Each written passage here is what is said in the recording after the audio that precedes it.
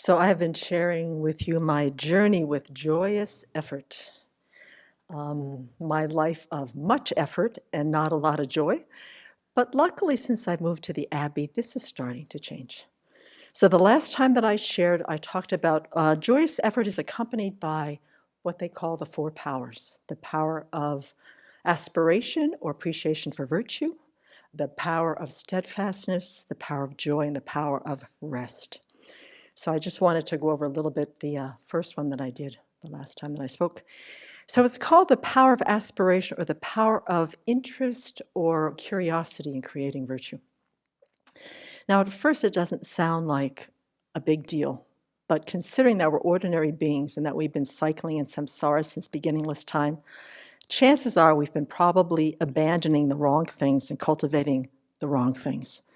So this particular power, because it's about appreciating virtue, that we're actually starting to get some idea of what the causes of happiness are and what the causes of suffering are, and that the 10 non-virtues and the 10 virtues become a very, very important part of our practice.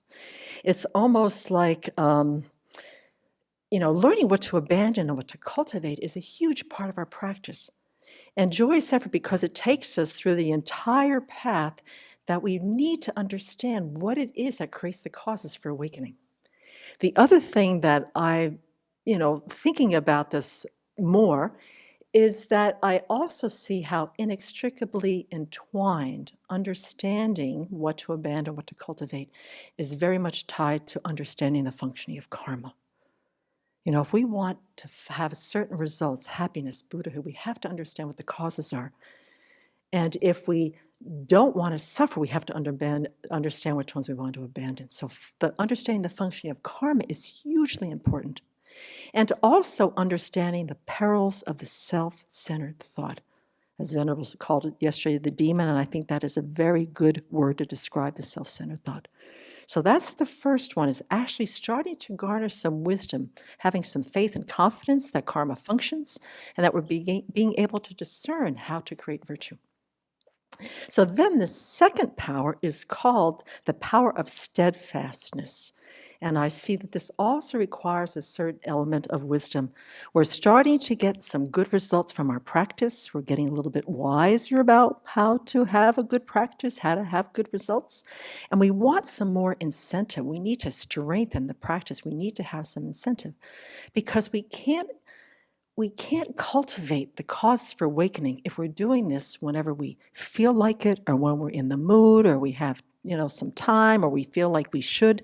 There's got to be a consistent practice life for us to be able to attain the results that we wish.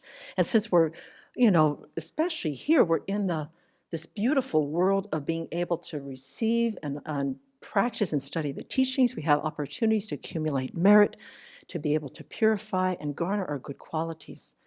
But if we do it sort of half-heartedly, only when we have this kind of, I guess I should, I could, we're not going to get anywhere. So steadfastness is a very, very important quality to have.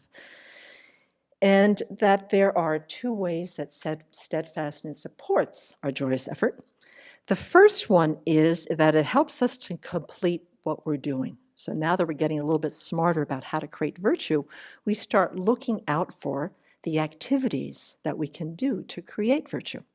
So these are any type of virtuous endeavors that catch our eye, or maybe we're invited to do, or maybe we're directed to do. So steadfastness helps us to be able to begin, do it, and finish it. Now, Lama Tsongkhapa says, now don't try to do everything, okay? Overachievers in the community, pay attention. That includes me too. Is that we don't try to start a lot of things at once. This particular power helps us to assess whatever projects that have caught our eye in regards to, what kind of time do we have? What kind of knowledge do we have? What type of capacity? What type of support do we have? And if we don't have it, do we have access to the support and the resources to be able to do this, virtuous endeavor from start to finish? Because one of the things we don't want to do is bail in the middle of an endeavor. And there's a lot of wonderful things that we can do. I mean, virtuous activities are endless. Living beings are endless. And sometimes the excitement, we get sort of the cart before the horse. There's an impulsive excitement, and then we push ahead without realizing that we haven't really assessed the situation. Because the last thing that we want to do if we bail is that not only are we going to have to explain why we're backing out and stepping back, but we're also creating a mental habit of not being able to complete virtuous activities. And this will become an imprint in our mind, and this can be something that we really don't want to have. So that's one of the ways that it helps us, steadfastness, is to be able to assess accurately and then to have a stick-to-itiveness. Because one of the things is, even though we can't predict how things are going to go, if we have a general idea, whether it's the woodshed or the Buddha hall, to have an idea on how to achieve the desired end, to have some discernment. And that is very, very important. We don't want to have doubt come in. We don't want to walk away from it. And so it's really, really important to have this assessment. And steadfastness gives us an opportunity to look things through as best as we can. Then the second way in which it happens, it supports us, is that steadfastness is really good in confronting our afflictions. They're going to be with us for a long, long time. And keeping, now that we've got a taste of virtue, and we know how our minds are when we do create virtue, is that we keep turning our minds to virtue as much as we can. The antidotes have got to start becoming real friends. The countermeasures have got to start becoming real friends in our practice. Introspective awareness, mindfulness seem to be really good buds with steadfastness when it comes to counteracting the afflictions. And His Holiness says, and I can assess this to be true for myself, is that he says, it seems like giving into our afflictions seems to be the way to go in order to stop the internal discomfort that can arise when you're trying to antidote an affliction. So it's already arisen, you've gotten hooked in, and sometimes there's a little bit of a battle going on. I mean, it gets kind of messy internally, especially when we're starting to deal with these really, for me, very habituated things that almost is my default mode. And when I start recognizing what the antidotes are, I'm in there and I'm actually having a little bit of a struggle. So he said it gets a little messy in there, and sometimes it's easier to say, okay, I'm going to ride this out. The afflictions have taken over, whatever.